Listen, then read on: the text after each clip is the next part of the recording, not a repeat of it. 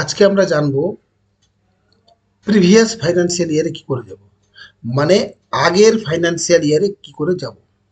যদি এখন financial year 2025-2026 হয়, তো আমরা 2024-25 কি করে যাব এই ব্যাপারটা জানবো। তার জন্য এক্সিটে ক্লিক করতে হবে অথবা অল্ট চেপে থেকে এক্স চাপতে হবে।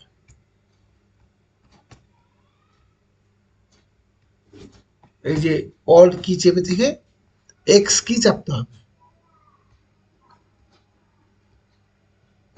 না হলে আপনি এখানে মাউস দিয়ে এক্স0 ক্লিক করতে পারেন।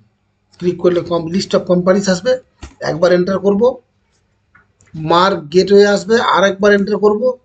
এখানে আমাকে ফাইন্যান্সিয়াল ইয়ার দেখাচ্ছে A02 A01 করে ইয়ার লেখা আছে 25-26 ফাইন্যান্সিয়াল ইয়ার।